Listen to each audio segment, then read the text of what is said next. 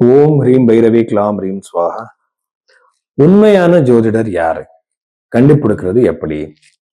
பாருங்க, நீங்க ஒரு பர்த் டீடைல்ஸ் கொடுக்கும்போது உங்க ஜாதகம் பார்த்து அவர் பாஸ்ட்ல இந்த டைம் பீரியட்ல இந்த இவெண்ட்ஸ் நடக்கிற சான்சஸ் இருந்திருக்கு அப்படி சொல்லணும். அவர் இந்த டைம் பீரியட்ல இந்த மாதிரில ஈவெண்ட்ஸ் நடக்கிறதுக்கு சான்சஸ் இருந்திருக்கு. ஸோ அப்படி ஒரு பாசிட்டிவ் சொன்னா அவரை நம்ம லக்னத்தை கண்டுபிடிப்பாங்க. லக்னம் எதுக்குன்னா ஒரே ராசியில ஒரே நட்சத்திரத்துல 1000 பேர் கோடி பேர் பிறந்திருப்பாங்க. சரிங்களா? ஸோ அப்படின்னா அது நம்ம இண்டிவிஜுவல் ஜாதகம் இல்லை, லக்னம் கண்டுபிடிச்சாதான் அது சொல்ல முடியும். அதுக்கு பாசிட்டிவ் இவெண்ட்ஸ் சொல்லணும். ரெமெடி சொல்லும்போது நியூமராலஜி, டேரட் கார்டு, ருத்ராட்சம், ஜெம்ஸ்டோன்ஸ் இது எல்லாமே ஜோதிடத்துல இல்லை. புருஹத் பராசர ஓரா சாஸ்திரத்துல கால சர்ப்ப தோஷம் இல்லை, செவ்வாய் தோஷம் இல்லை, நிறைய விஷயங்கள் இருக்கு பேசுறதுக்கு. அங்க இருக்கிற ரெமிடிஸ் என்ன? ரொம்ப சிம்பிளான ரெமிடிஸ். கஷ்டத்துல இருக்கிறவர் எப்படி அவ்வளவு செலவு பண்ண முடியும்? சிம்பிளான ஜபம், தானம் 2 தான் இருக்கு. இப்படியெல்லாம் அதை சொல்லணும்.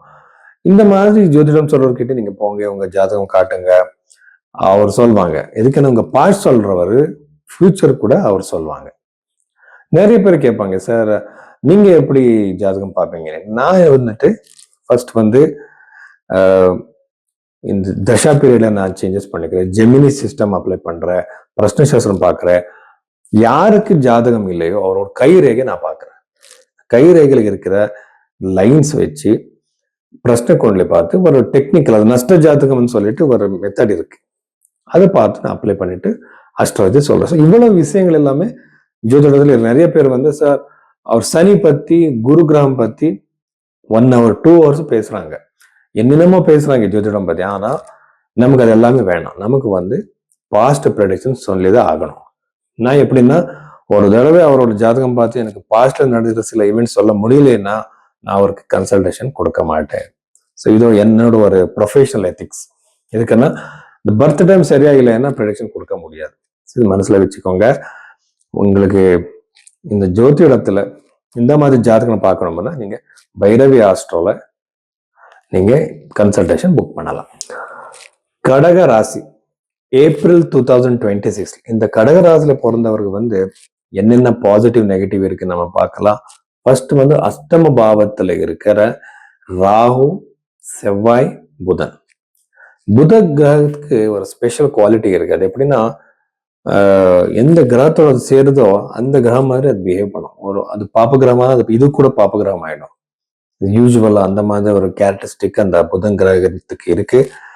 அஷ்டம பாவத்துல இந்த பிளானட்ஸ் இருக்கும்போது, இந்த மாதிரி நெகட்டிவான பிளானட்ஸ், இது திருமண வாழ்க்கைக்கு அவ்வளவு நல்லது கிடையாது. ஸோ இந்த கடகராசியில பிறந்தவருக்கு திருமண வாழ்க்கையில ஏதாவது பிரச்சனை வர்றதுக்கு சான்சஸ். நான் யூஸ்வலா சொல்றது என்னன்னா, ஜாதகத்தை பொருத்தம் பார்க்கும்போது வெறும் நீங்க சயின்டிபிக்கா பார்க்க மாட்டீங்க. மனுஷகணம், ராட்சசகணம், இந்த கூட்ட அக்ரிமெண்ட்னு சொல்லுவாங்க. அந்த பொருத்தம் பார்க்கும்போது கணக்கூட்ட சாலாவளின்னு கூட சொல்லுவாங்க. அது சயின்டிபிக் இல்லை. நீங்க சயின்டிபிக் மேட்ச்மேக் பண்ணணும்னா ஒரு ஜாதகம் வரும்போது பையனோ பொண்ணோ அந்த ஜாதகம் பார்க்கும்போது அந்த ஜாதகத்துல மென்டல் இஷ்யூஸ் இருக்கான்னு ஃபர்ஸ்ட் பார்க்கணும். சைக்கலாஜிக்கலுக்கு ஏதாவது இஷ்யூஸ் இருக்கா, சைக்கலாஜிக்கல் இஷ்யூஸ், மென்டல் டிசார்டர்ஸ் எல்லாமே இருக்கா, அது எல்லாமே நான் கை ரேகை கூட பார்க்குறேன். அந்த கை ரேகையில அவரோட மேரிட்டல் லைஃப் எப்படி இருக்கும், என்னோட ரிசர்ச் கூட இருக்கு.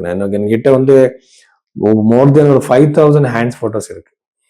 ஸோ எல்லா மாதிரி நான் செப்பரேட் பண்ணி வச்சிருக்கேன். அங்கே பார்க்கும்போது ஒரு சைக்கலாஜிக்கல் எப்படிப்பட்ட ஆளு, இது எல்லாமே நமக்கு தெரிஞ்சிடும். அப்படி பார்த்ததுக்கு அப்புறம் தான் நம்ம பொருத்தம் பார்க்கணும். ஆயுஷம், ஆரோக்கியம், சந்தானம் எல்லாமே பார்க்கணும். அப்படி பார்த்துதான் நம்ம முடிவுக்கு வரணும். ஸோ இந்த மாதிரி பார்த்தாதான் மேரிட் லைஃப் நல்லா இருக்கும். வெறும் பொருத்தம் பார்த்தா சக்சஸ் அதிகமா இருக்காது. ஸோ அப்படி பார்த்து நீங்க அதுக்கப்புறம் இஷ்யூஸ் வரும்போது கூட நீங்க சரி பண்ணிக்கலாம். சரிங்களா? ஸோ 2வது வீட்டுல இருக்கிற கேது கிரகத்தினால கண்ணுக்கு சம்பந்தப்பட்ட இஷ்யூஸ், மைக்ரேன் ரிலேட்டட் இஷ்யூஸ், தலைன்னு யூஸ்வலா ஹெடேக்ஸ் யூஸ்வலா வரும். கொஞ்சம் ஜாக்கிரதையா இருங்க. பூர்வீக சொத்து கிடைக்கிற சான்ஸ் அதிகமா இருக்கு. சில பேருக்கு சரி பூர்வீக சொத்து கிடைக்குமான்னு கேட்பாங்க. கண்டிப்பா இந்த டைம் பீரியட்ல இருக்கு.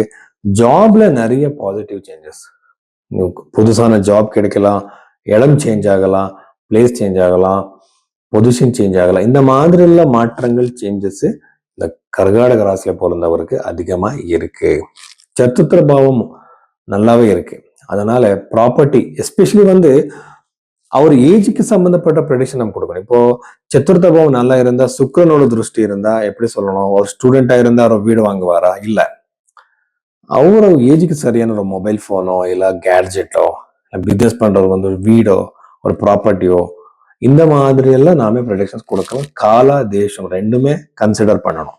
ஸோ அப்படி பார்த்து நீங்க அப்படி பார்த்தா உங்களுக்கு ஏதாவது ஒரு பொருள் உங்க லைஃப்ல வர்றதுக்கு அதிகமான சான்சஸ் இருக்கு. ஸ்டூடெண்ட்ஸ் ரொம்ப நல்லது. எக்ஸ்பெக்டட் ஸ்கோர் கூட வர்றதுக்கு சான்சஸ் இருக்கு. அதுக்கப்புறம் நவம்பாவம் கூட நல்லா இருக்கிறதுனால கண்டிப்பா நீங்க டிராவல் பண்றதுக்கு கூட அதிகமான சான்சஸ் இருக்கு. ஸோ இவ்வளவு விஷயங்கள் கர்காடக ராசியில பிறந்தவர்.